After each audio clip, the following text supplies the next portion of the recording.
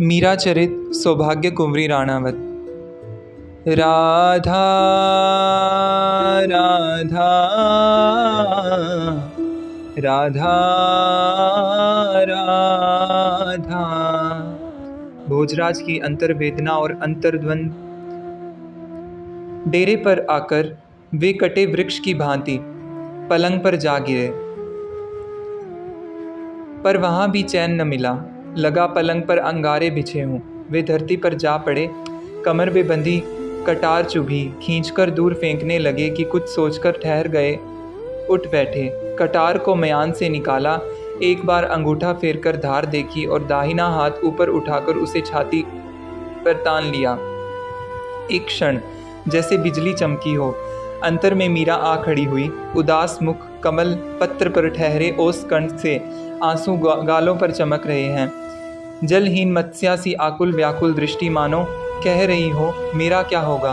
उन्होंने तड़पकर कटार फेंक दी। मरते पशु सा धीमा आर्तनाद उनके गले से निकला और वे पुनः भूमि पर लौटने लगे। मेदपाट का स्वामी, हिंदुआ सूर्य का ज्येष्ठ कुमार और लाखों वीरों का अग्रणी, जिसका नाम सुनकर ही दुष्टों के प्राण सूख जाते हैं और दीन दुखी श्रद्धा से जय जयकार कर उठते हैं, रनिवास में प्रवेश करते ही दासियां राई नौन उतारने लगती हैं और दुलार करती माताओं की आंखों में 100 सपने तैर उठते हैं, जिसे देखकर एकलिंग नाथ के दीवान की छाती गौरव से फूलकर दुगनी हो जाती है और उमराव अपने भावी नायक को देखकर संतोष की सांस लेते हैं। वही नरसिंह आज घायल शूर की भांति धरा पर पड़ा तड़फ रहा है। आशा, अभिलाषा और यौवन की अर्थी उठ गई। उनका धीर वीर हृदय प्रेम पीड़ा से कराह उठा। एकलिंग नाथ के लाडले का कलेजा, जो सहस्त्रों बैरियों को देखकर उत्साह से उछल पड़ता था, आज पानी हो नेत्रों की राह बह गया। चित्तौड़ का युवराज आज दीनहीन हो धूल में लौट रहा है, जिसके पसीने के स्थान पर हजारों वीर रक्त बहाने को तैयार रहते हैं, जिसकी एक हाँक पर वन व्याघ्र तक सहम उठते हैं। उसकी आंखों में अंधेरा छा गया। महंगे राजसी वस्त्र और केश धूली धूसरित हो गए। इस दुख में भाग बांटने वाला, धीरज देने वाला उन्हें कोई दिखाई नहीं दिया। तब कहाँ जाकर ठंडे हों, यह धीमा दाग कैसे शांत हो। पर शांत हो कैसे, यही तो वे नहीं चाहते। यह व्याकुलता, पीड़ा चरम सीमा तक बढ़े पर प्राण न जाए। थे ही म्हारा सेठ बोहरा, ब्याज मूल काई जोड़ो, गिरधर लाल प्रीत मत तोड़ो, गिरधर लाल प्रीत मत तोड़ो। भोजराज के बहरे कान सुन रहे हैं। मीरा के प्रभु गिरधर नागर, रस में विष काई घोलो, मीरा के प्रभु गिरधर नागर, रस में विष काई घोलो। बाबजी हुक्म, बाबजी हुक्म। बाहर से पुरुष कंठ का स्वर आया। वे चौंक कर उठ बैठे। आह भोज, तेरे भाग्य में एकांत का सुख ही कहाँ लिखा है। उठ उठ जा। खट खट खट। द्वार पर फिर खटका हुआ और भोजराज का गंभीर कंठ पुकार उठा, कौन है। यह तो मैं हूँ हुक्म, पूरणमल। क्या है, जैसे घन गरज उठे हों। आखेट पर पधारने के सभी प्रबंध हो गए हैं। मैं शस्त्र धारण कराने हाजिर हुआ हूँ। पूरणमल ने विनम्रता से उत्तर दिया। मन में आया कह दूं कि सिर में दर्द है, किंतु नहीं। अभी भूवासा, फुफोसा और सब लोग इकट्ठे हो जाएंगे। खुशी पूछने का जो सिलसिला आरंभ हुआ तो 2-3 दिन तक समाप्त ही न होगा। निश्वास छोड़कर बोले, थोड़ा ठहर, अभी खोलता हूँ। उन्होंने खड़े होकर वस्त्र झड़काए, मुंह धोया, पानी पिया, गीले हाथ केशों पर फेरकर साफा बांधा, कटार उठाकर कमरबंद में लगाई और आरसी में मुख देखा। आश्चर्य और दुख से उनका मुख खुल गया। अपना ही चेहरा अनजाना लगा उन्हें। आंखें सूज गई हैं, होठ सूखे और मुंह उतरा हुआ। उन्होंने होठों पर जीभ फेरकर मुस्कुराने का प्रयत्न किया, किंतु मुस्कान के बदले होठों पर एक करुण रेखा खींचकर रह गई। वे हारकर पलंग पर बैठ गए। क्यों आ गया मैं यहाँ। भाई हुक्म, यानी माँ ने तो न फरमाया था, मैंने ही जिद की। हाय, कैसा दुर्भाग्य है इस अभागे मन का, कहाँ जा लगा यह, जहाँ इसकी रत्ती भर परवाह नहीं, चाह नहीं, पाँव तले रुंधने का भाग्य लिखाकर आया बदनसीब। मीरा, कितना मीठा नाम है यह, जैसे अमृत से बना हो, सींचा गया हो। अच्छा, इस नाम का अर्थ क्या है भला? नहीं जानता? नहीं जानता ना तू? पर पूछूं किससे?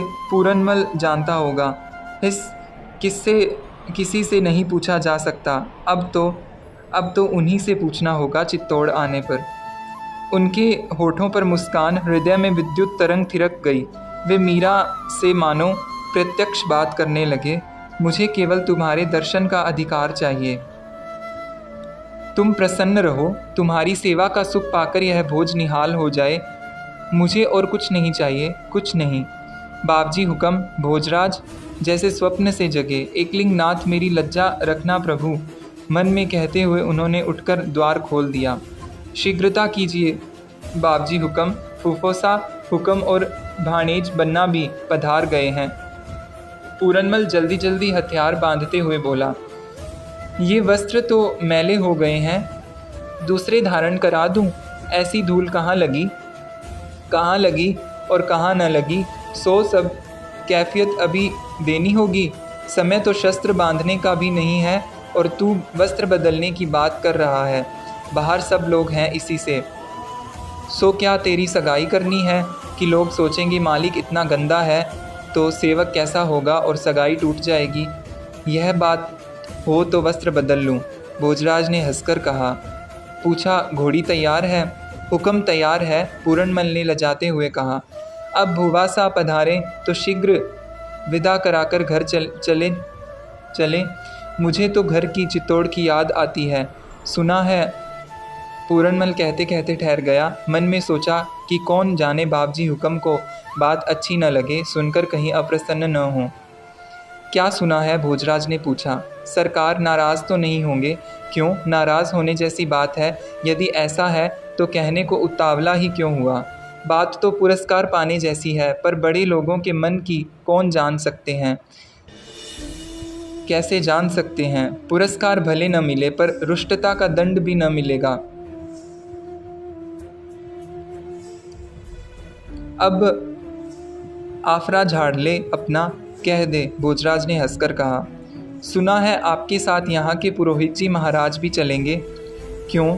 रावले छोटे भाई रत्न सिंह जी की पुत्री के संबंध का प्रस्ताव लेकर वे श्री जी के सन्मुख उपस्थित होंगे। सुना यह भी है कि बाईसा सुंदर गुणवती कवि और भक्त हैं। किसी योगी से उन्होंने योग और संगीत की शिक्षा भी पाई है। स्वभाव तो ऐसा है मानो गंगा का नीर हो। पूरनमल ने प्रसन्न स्वर में कहा। तुझे कैसे ज्ञात हुई इतनी सारी बातें? पूरनमल की बातें भोजराज के हृदय की प्यासी धरती पर प्रथम मेघ सी बरसी, जिसकी एक एक बूंद आतुरतापूर्वक उन्होंने सोख ली। कुछ तो सरदारों की बातों से ज्ञात हुई, कुछ मैंने स्वयं ही इधर उधर सेवकों बालकों से जानकारी ली। क्या आवश्यकता आ पड़ी थी तुझे? भोजराज ने देह के कंप से लड़ते हुए पूछा। सरकार, वे कल हमारी स्वामिनी होंगी। बालकों को सेवकों को उत्सुकता रहती ही है। यदि यह सब सच है तो मेवाड़ को ऐसी महारानी मिल जाए तो सोने को सुगंध प्राप्त हो और भाग्य खुल जाए हमारा। तुझे कुछ बोलने की अकल भी है? क्या कह गया तू? पता नहीं किसको महारानी बनाने के सपने देख रहा है। दाजी राज यानी पिताजी को पूछा भी है? वे इस आयु में विवाह करना चाहते भी हैं। कोई राजनीतिक कारण भी दिखाई नहीं देता।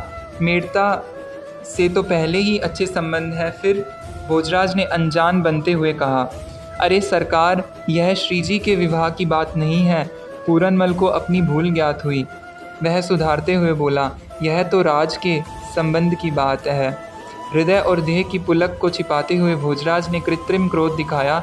क्यों रे अकल के दुश्मन, पता नहीं तू कौन सी बाईसा को मुझसे जोड़कर कब से महारानी महारानी करके मुझे दाजी राज के सामने ही सिंहासन पर बिठाना चाहता है। और उनके कैलाशवास की सूचना भी तुझे किसी ज्योतिषी ने दी है। एकदम चौंकने से पूरनमल के हाथ रुक गए।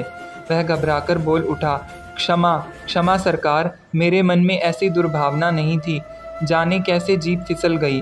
ठीक है, अब जीभ को बुद्धि को डोरी से बांध कर रखा कर। समझा, तेरे मुख से निकली बात मेरे मन की बात समझी जाती है। यह बात समझ ले पूरनमल कि चित्तौड़ का राज्य एकलिंग नाथ का है। इसके दीवान जिस सिंहासन पर बैठते हैं, त्याग और बलिदान उसकी सीढ़ियां हैं। मुझ जैसे सैकड़ों भोज और तुझ जैसे हजारों पूरनमल उसकी मर्यादा पर न्यौछावर किए जा सकते हैं। कभी यह न समझ लेना कि मुझे उस सिंहासन का लोभ है। उसी क्षण पूरनमल पर मानो सैकड़ों घड़े पानी पड़ गया। वह सहमकर बोल उठा, हुकुम सरकार, अब तो एकाध दिन में विदा लेकर चित्तौड़ चले। भोजराज ने कवच की कड़ियां ढीली करने का संकेत करते हुए कहा। कड़ियां ढीली करके तरकस के फांद बांधते हुए पूरनमल ने सोचा, कैसा पत्थर मन है यह युवराज। न इसे राज्य का लोभ है, न सगाई की बात में रुचि। एक मुस्कान भी तो नहीं आई होठों पर, न ही कुछ पूछा उन बाईसा के विषय में।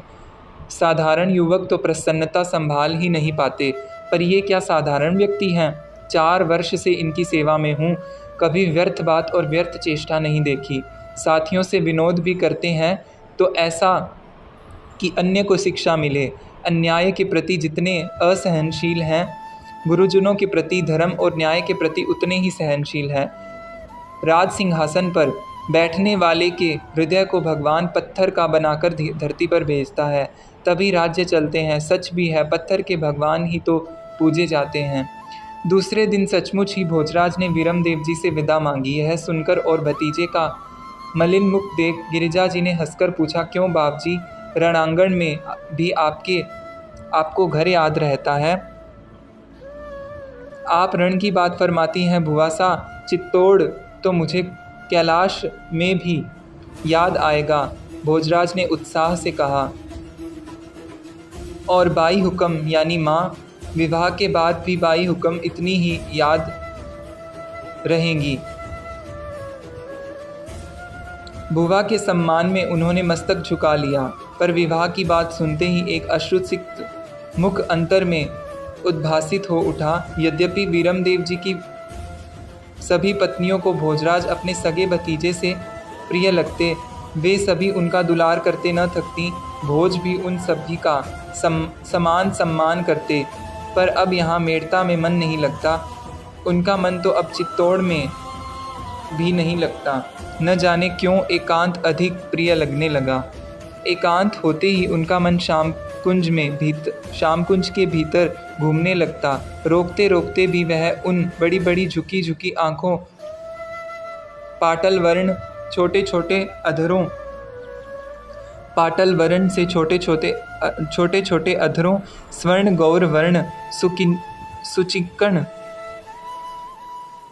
कपोलों पर ठहरी अश्रु बूंदों, सुघर नासिका, उसमें लगी हीरक का कील, कानों में लटकती झूमर, वह आकुल व्याकुल दृष्टि, उस मधुर कंठ स्वर के चिंतन में हो जाता। वे सोचते, एक बार भी तो उसने आंख उठाकर नहीं देखा मेरी ओर। क्यों देखे, क्या पड़ी है उसे? उसका मन तो अपने आराध्य में लगा है। यह तो तू ही है जो खो आया है, अथवा पुष्प की भांति चढ़ा आया है अपना हृदय धन, जहाँ स्वीकृति के कोई आसार नहीं, कोई आशा नहीं। लोगों ने भोजराज का बदला हुआ स्वभाव देखा तो सोचा, अब महाराज कुमार का बचपन गया, उसकी ठोर यौवन की धीरता ने ले ली है। संभवतः विवाह संबंध की बातों से लाज के कारण एकांत में रहने लगे हैं। जय श्री मीरा, जय श्री गिरधर। राधा राधा राधा राधा, जय जय श्री राधे।